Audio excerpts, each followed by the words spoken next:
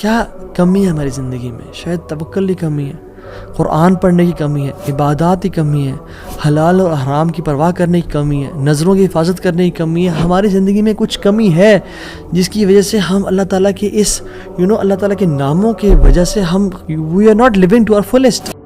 ایک شخص اس کو 1000 دینار چاہیے تھے. وہ ایک شخص کے پاس گیا اپنے جاننے والے کے پاس اور کہا کہ مجھے 1000 دینار چاہیے.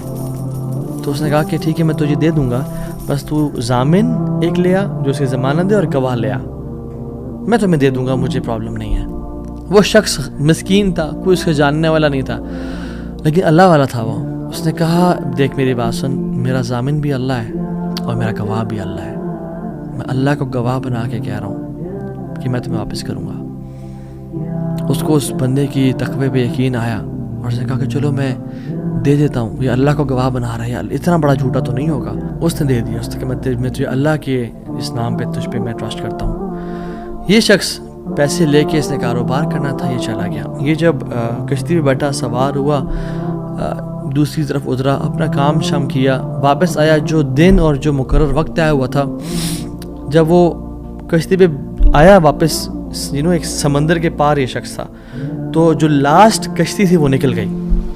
یہ سر پکڑ کے بیٹھ گیا کہ میں نے تو آج وعدہ کیا تھا اور اللہ کو ضمانت دار بنایا تھا اور گواہ بنایا تھا.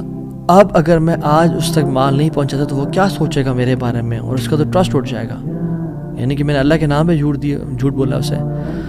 تو آخری کشتی چلی گئی تھی. اس کے بعد تو کشتی نے اس دن جانا نہیں تھا. تو اس نے کیا کیا کہ یا اللہ میں نے تجھے ضمانت دار بنایا ہے اور تجھے میں نے گواہ بنایا ہے، تو تیرا کام ہے اس مال کو پہنچانا.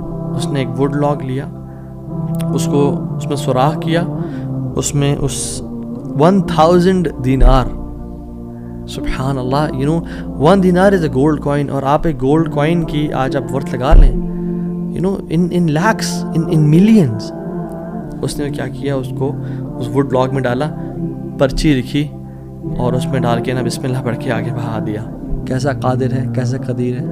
اس نے اس ہواؤں کو رخ پھیر دیا اور وہ بندہ وہاں انتظار کر رہا تھا، اور اس کے بندے کے پاس وہ ووڈ لاگ پہنچا اور اس نے اس کو دیکھا. اس میں پرچی تھی اور پرچی نکالی اور اس کو کھول کے دیکھا کہ اس کے 1000 دینار تھے. وہ بڑا حیران ہوا کہ یہ مجھ تک کیسے پہنچے.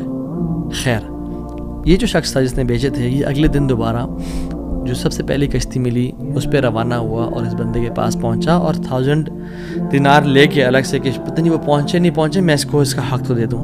اس نے کہا کہ یہ تمہاری امانت، معذرت تھوڑی تاخیر ہو گئی مجھ سے. کہتے ہیں تو کل تم نے مجھے پیسے نہیں بھیجے؟ کہتے میں نے بھیجے. پھر اس نے کہا جس رب پہ تو نے توکل کیا ہے نا، جس رب کو تو نے ضمانت دار بنایا تھا، اس رب نے تیرا مال مجھ تک پہنچا دیا، مجھے اس مال کی ضرورت نہیں ہے.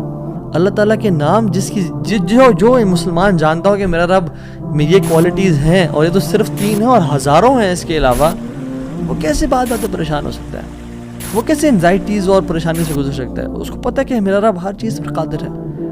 قل هو القادر على ان يبعث عليكم عذابا من فوقكم، وہ قادر ہے کہ اس بات پہ کہ تم پہ عذاب لے آئے. ان المتقین فی جنات ونہر فی مقعد صدق عند ملیک مقتدر. عند ملیک مقتدر، وہ مقتدر بھی ہے، وہ ہر چیز پر قادر ہے. تبارک الذی بیدہ الملک وهو على كل شیء قدیر، وهو على كل شیء قدیر. وہ قادر بھی ہے، قدیر بھی ہے، مقتدر بھی ہے. تو پریشانی کس بات کی ہے جب ہمارا رب ہے اور وہ ہر چیز کو کنٹرول کر سکتا ہے، اور ہم اگر اللہ والے بن جائیں تو پھر آپ یقین جانیں کوئی مسئلہ نہیں رہے گا. ہر پریشانی کو وہ آسانی میں ایسے بدل سکتا ہے. اس نے صرف کن کہنا، وہ بدل جائے گا.